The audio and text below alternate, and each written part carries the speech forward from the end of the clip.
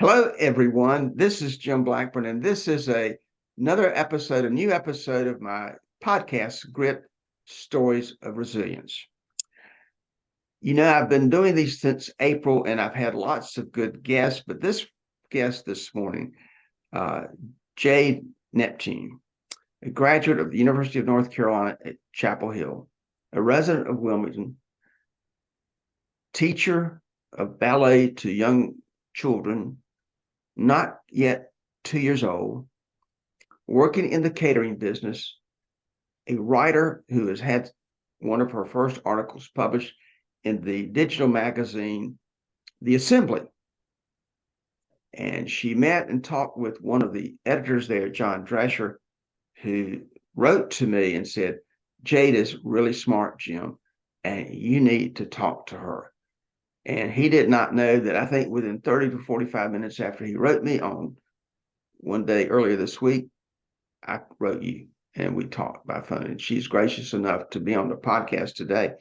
She wrote her article that I'm going to, if you want to see it, you should go to theassemblync.com and read it. It's called The Heartbreak of College Suicides. So today's podcast, one of the most important ones that I've done, is on mental health and campus suicides. And I think the best way to do this interview with Jade is simply to ask a few questions and get out of the way and let her talk.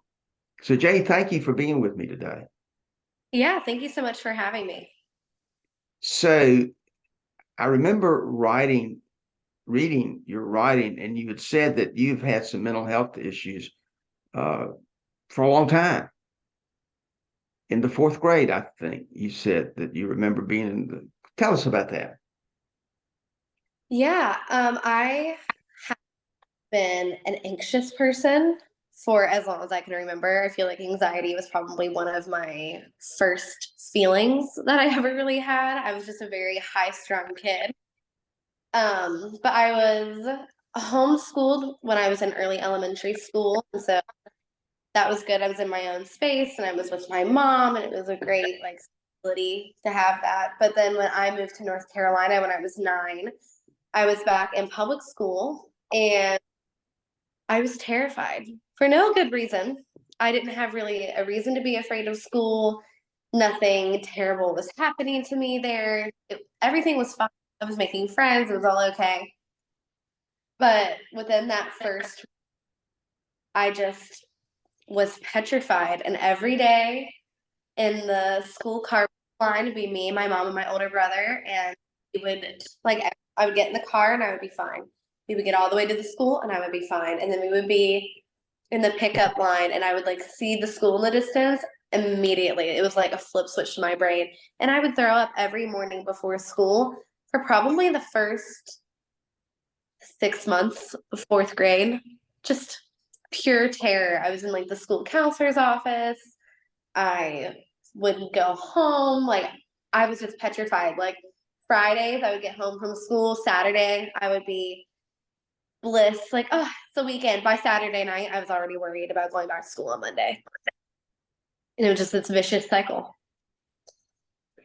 But as a result of some of this, you wrote in your article that you had from early on a desire to be number one, to do well, to be ahead of the game, to go to graduate sooner than later.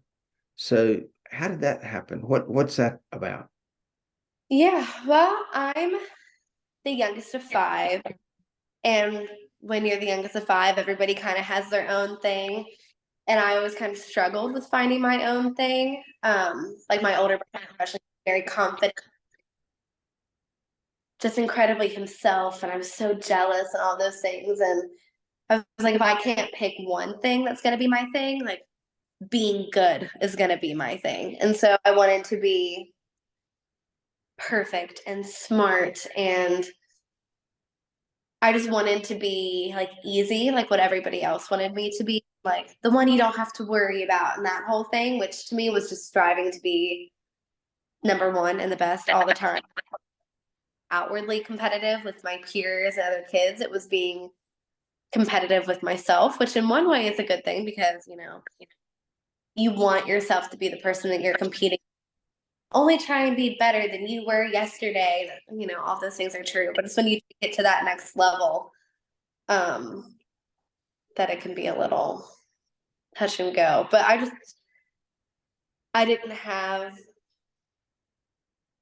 I didn't really know what I wanted. And so I wanted to be good. I was really obsessed with being good, with being morally good, academically good, a good friend, a good whatever, but to such an extent that it was unrealistic.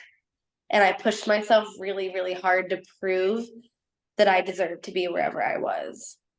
Like I was so like afraid of being like found out. Like, what are they gonna find out? Like, oh, that I'm imperfect, that I make mistakes, that I'm human. Like that was my worst nightmare of them seeing anybody seeing that I was human and a kid and still learning.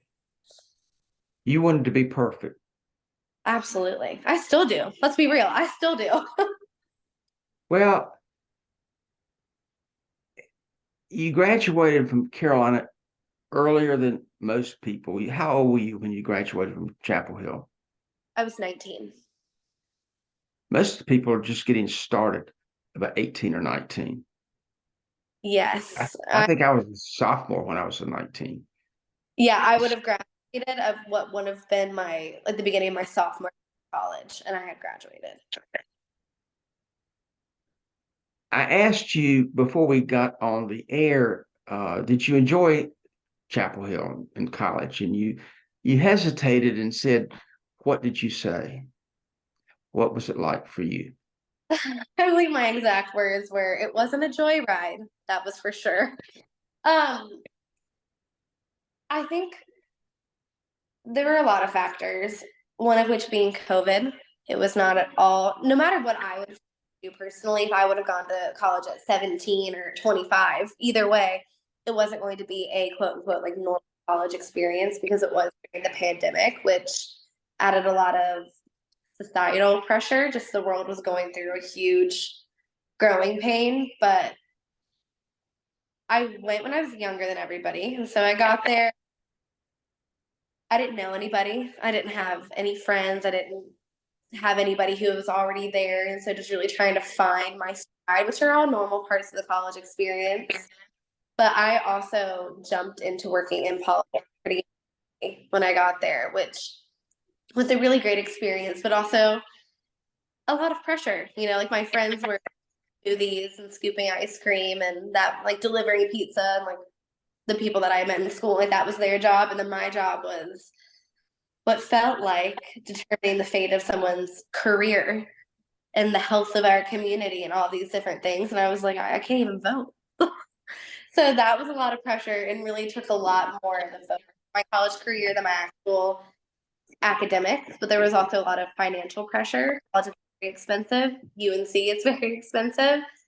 And I was very clear that the faster you go, the cheaper it is. And I was really determined to go, go, go. And it was also like I needed that momentum so that I wouldn't stop and think too long about anything. And so that I didn't have to feel like, what if I'm not supposed to be here? I just had a lot of imposter syndrome. I just had a lot of doubt of if I should be there or not, if I deserve to be there, if other people thought I deserved to be there. So all of those, again, our conversation today, but those mental,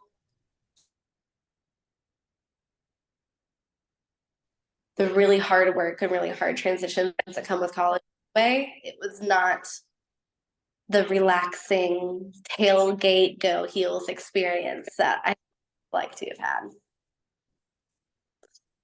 And you came to write for the assembly, and you wrote about uh, campus suicides or college suicides and the heartbreak of that. And you met a family in Gastonia who had a son who had killed himself in the last school year. How did that happen? How did you come to do that? Um, well, so I had graduated, and for the first year after out of college, I was writing and I had health insurance because I was a state employee. I was working for the law school, and so I finally was in therapy, and I got on medication in the spring. Started looking at my challenges head on and starting to learn to call it what it is, that mental health is not a dirty word, and taking ownership over it. And it was like the more clarity I got, the fog lifted. I realized that I had my story to tell was an important one, but also that there are so many people that I was in school with or that I would never get to, I never got to meet, that their fog never lifted. They didn't get a chance to have the clarity or the time to heal and to tell the story. Do you And it think, wasn't. yeah, do you think that, and you write about the fact that you mentioned just now that there was a fog in you, and you had anxiety disorders and panic attacks and compulsive disorders. Were you able to get any treatment at Chapel Hill for that?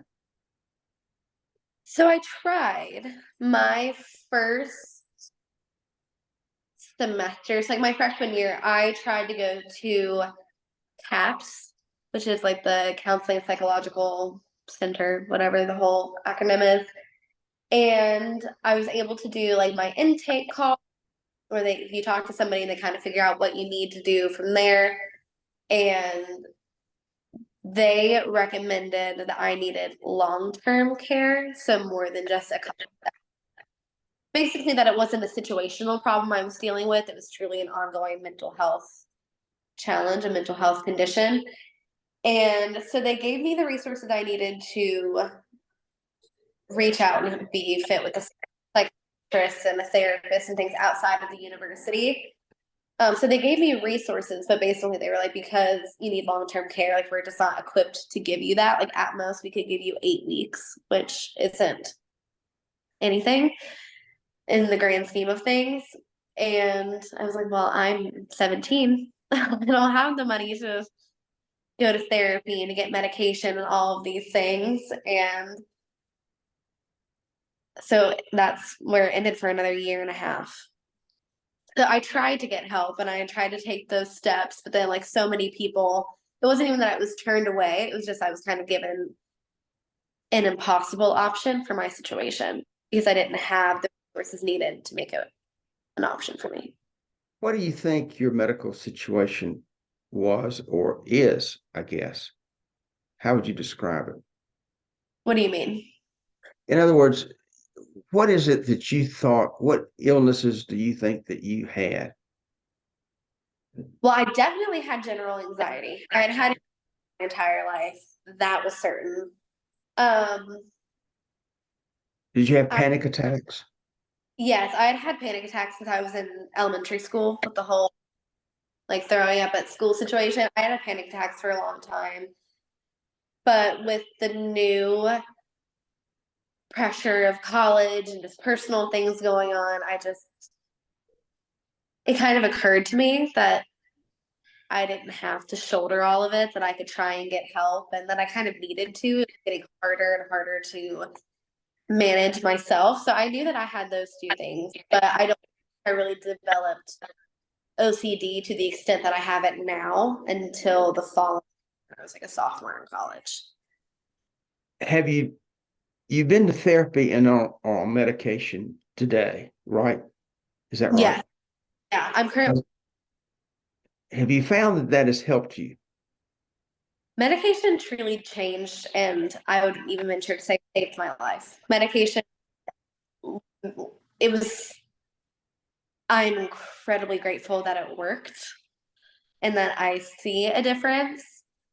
Um, I could not imagine living with the brain I was living with before medication for any long.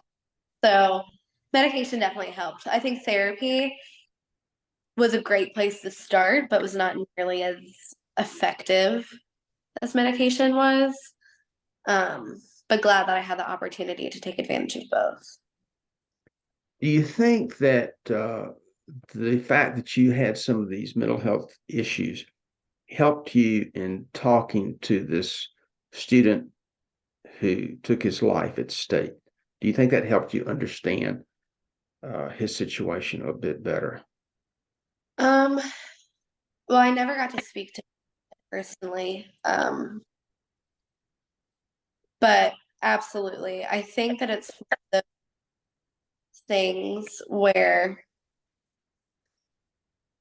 you can't understand it until you do. And then once you do, you can never imagine not understanding it. It's just one of the you have to go through it to really know what it feels like. And I saw myself in Ben's story, which was heartbreaking and terrifying. And it was scary, but I understood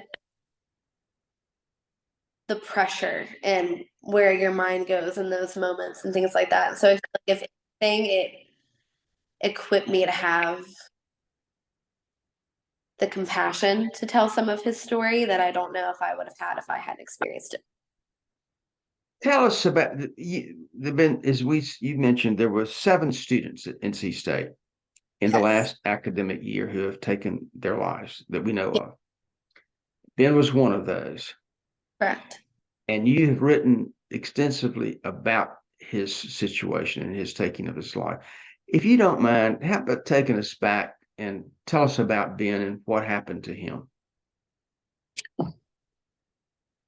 So Ben, he was 21 and he was a junior, his second semester at NC State. He grew up partly in West Virginia and then partly in Tampa. He's the youngest of 5. I'm also from Southwest Florida, also the youngest of 5, so felt really connected to that part of his story as well. But he was a competitive shooter. He was a competitive rifle shooter, which brought him to NC State because they had a rifle team at the time. It has since been disbanded, but he started in high school. That's where he really connected with his best friend I interviewed in the story, Matt Sanchez, and he was incredibly talented. He truly was an incredibly talented competitor and athlete, and that took him all the way to NC State on an athletic scholarship, where him and his roommate Roman, they both were on the shooting team. They went through that for a few years. Ben was training with USA. He wanted to be an Olympian.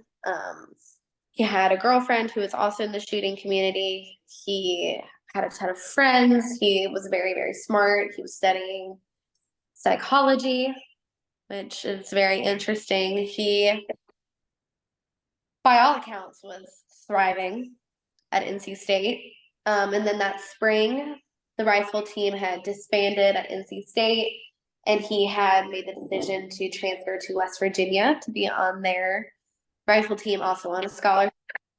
Top programs in the country, like a really incredible feat to be there. He would have been with his best friend from high school, Matt. They would have been living together. All of that was already set in motion. He was excited. And then a few weeks later, a couple months later, that was when he took his life on the same day that he had talked to his dad and his friends. And Did he call them or did they call him? I believe his dad had called him earlier that day, and just he talked every day. They were very close, and they just had a normal conversation. And a couple days prior to that, one of Ben's friends in the shooting community had also taken their life. So I think more than usual, even his parents were just checking in. Everything was fine. And a couple hours later, that was when they received his suicide note and learned that he had taken his life. Did the father try to reach him when he got the note, or was it Absolutely. already yeah, or it had already happened? He didn't know. It wasn't clear if it had already happened or not. There are a lot of different details within that, but even if it had, that those are his parents, are going to do everything they can to reach him. So that's kind of how the story starts, is with him saying, Benjamin, no, texting him immediately. And then he went to calling his roommates and his friends and campus police and just trying to do everything they could because Gastonia is not close to Raleigh. So they were trying to do everything they could while also get to NC State to see what was going on, and they did everything they could. Did they ever know why he took his life?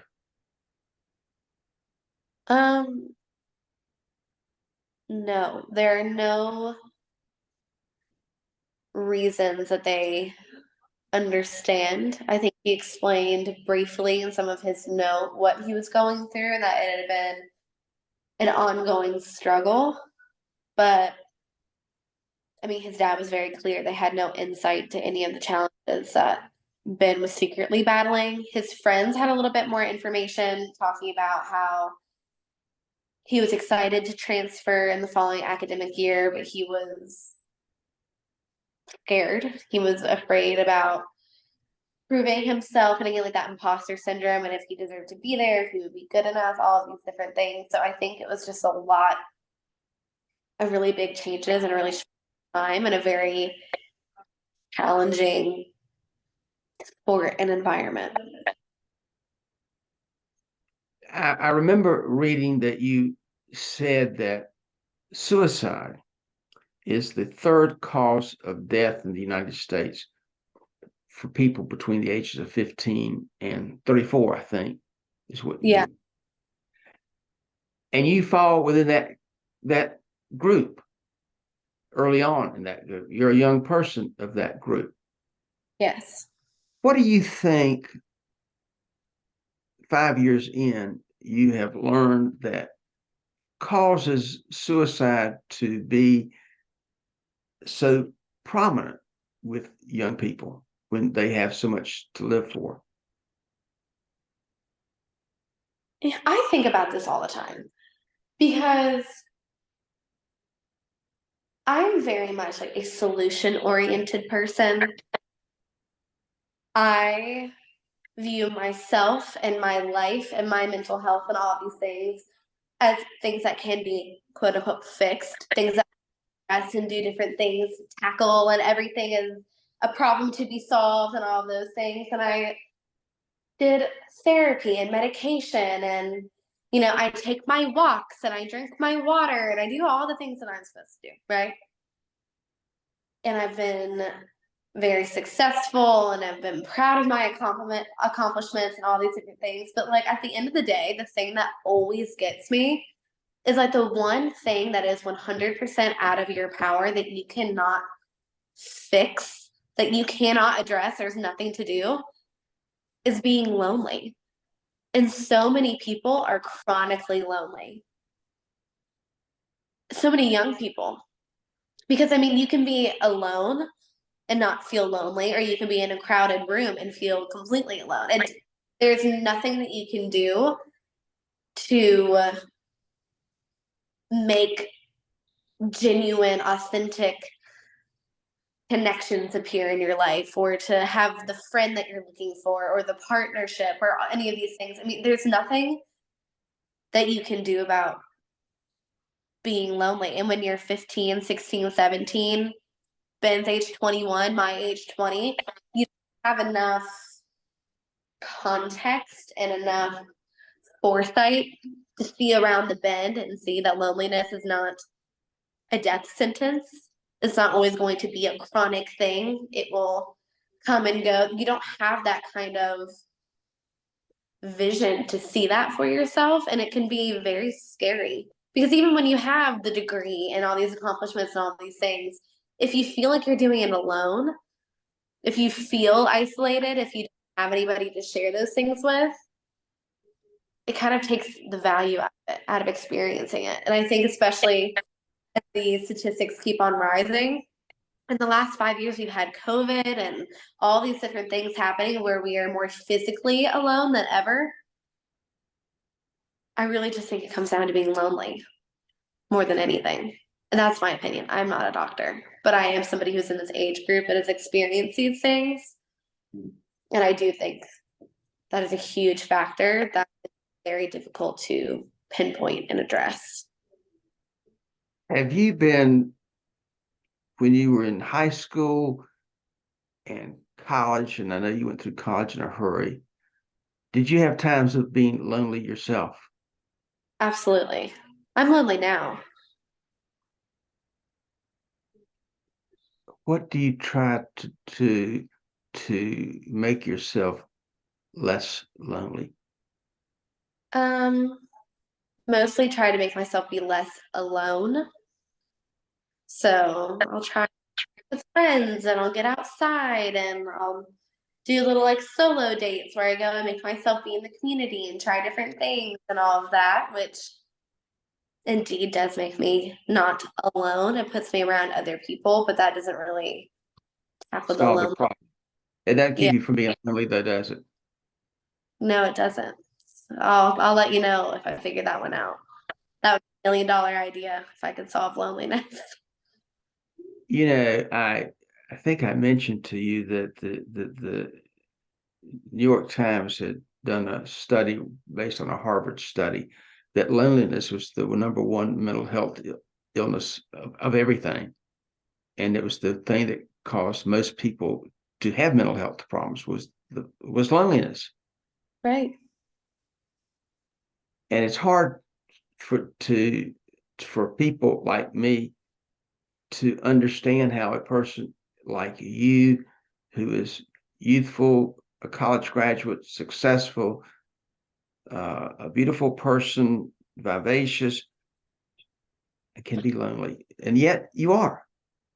I know. Because all the things that I've just said are don't make any difference in the final analysis, do they? No, and you know, this is Jim Carrey quote where he says that like his one wish would be for everybody in the world to get everything they ever wanted, just so they can realize that it makes a difference. It doesn't change anything. And it really doesn't. Like I have everything that I wanted. I have everything that I worked for. And it doesn't make a difference. And I have the right to be like, I have these things that I worked so hard for and had dreamed of for so long. And I get so angry because I'm like, I'm looking at this equation, this very black and white thing where I'm like, I have X, Y, and Z. Like, I should feel better. I get really frustrated about it because I don't know what that missing secret ingredient is. Because on paper, I should be incredibly happy and fulfilled. And I'm But just you're not. but you're not. No. How do you feel now versus how you felt when you were in school? Well, when I was in school, especially after I started really struggling with OCD, it was like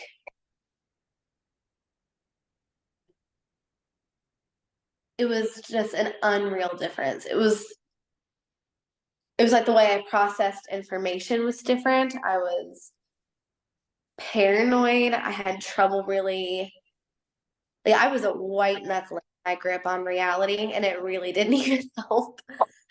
Um it was like I wasn't even myself at all.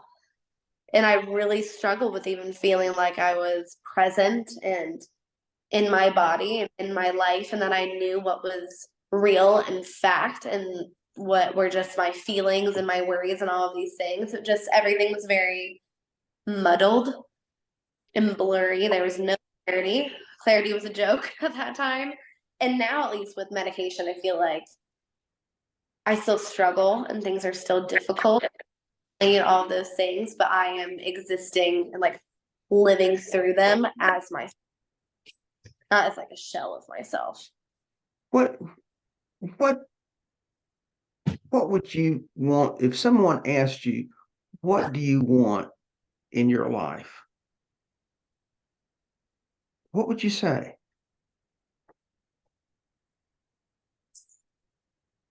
What is it that you want most? Hmm. I want the life I have, but to share it with other people, to share it with somebody else. Like, I don't want a one track life. All right. You want to be happy. I want to be happy. Yeah. Yeah. I think that it's hard for lots of folks to understand that young people aren't necessarily happy and aren't and are lonely, as you have said. Do you like Wilmington where you live now? You say you do. I love it. What is it about Wilmington that you like? Um, well, I feel like it's human nature to want to go home. I'm from the beach. I'm from like the Gulf Coast of Florida, so it's really nice to be back in the coastal community and be back on the beach and the water. But I love the people here. They're all very genuine and easygoing and caring, and I like that a lot. But it's the beach, definitely. You like to walk on the beach. Absolutely. Where do you see yourself in 5 or 10 years when you're no longer 20, but 25 or reaching, God forbid, the age of 30?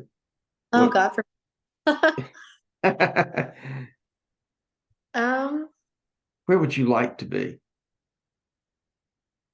like geographically or like No, philosophically? just you answer however you wish. It's up to you, Chief. What would you like to do? Be? I want to be a writer.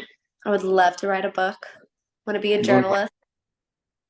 Well, I started to put down against your name journalist, and then I put writer because I didn't want to get ahead of the game, because I think the journalism is what you're aspiring to be, and it will be a lot of fun because I call John Drescher, with all the things he's done, I call him newspaperman, which is, which is what he is. And so, what do you want to write? You wrote really a great piece about Ben, and you interwove it with your own self. And what struck me about your article was how you ended it. You didn't end it with the typical novel of a romantic novel where everything is tied up with all the loose ends are tied up. You just stopped at a certain point, you know, and I think that's very dramatic and very, very, very good. So you want to write. What do you want to write about? You want to write fiction? You want to write about people? You want to true stories? What do you want to do? Um, I would love to keep writing true, like human interest stories and features like I do now, like the story about Ben and some other things that I've written. But I would also love to write a fiction book one day. There are a ton of fiction authors in Wilmington. It's a very romantic place to live. So I would like to be able to do both, but we'll see. Are you optimistic about the future in your own life?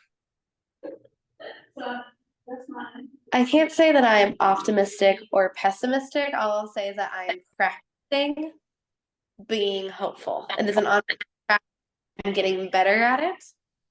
It is not perfect, even though I'd like it to be, but I am practicing being hopeful about the future. So I'll say that. Good for you. Good for you.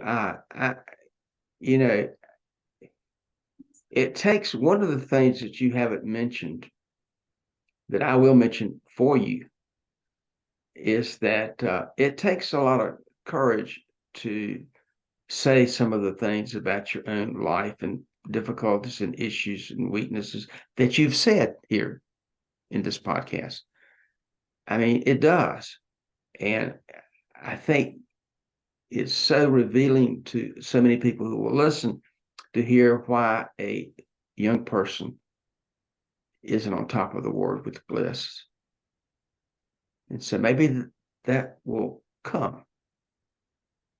So I would characterize you as a hopeful writer who wants to be happy.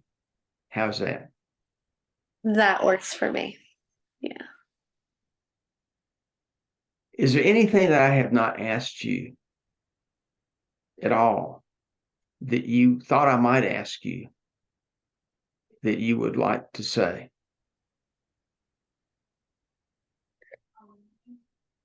I don't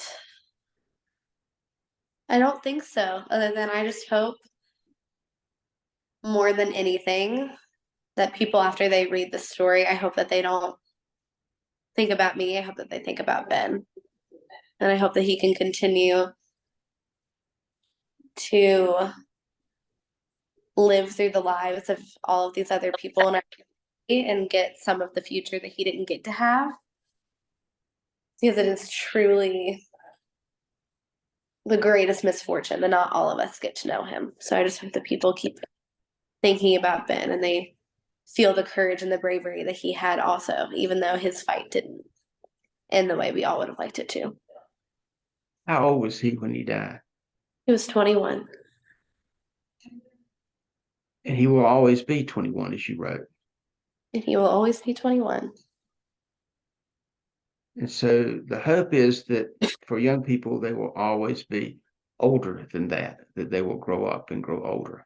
And I wish that for you as well. Thank you so much, Jade, for doing this with Thank me you today. so much. I really appreciate it. But you're most welcome. And thanks to everyone who has listened to this. And I hope if you have any questions, you will let me know, or comments, let me know. You can reach me at my email address, which is jim@jimblackburnseminars.com, and listen to the next podcast next Monday. But for now, this is a good way to spend the weekend. Thanks, Jay. You take care. You too.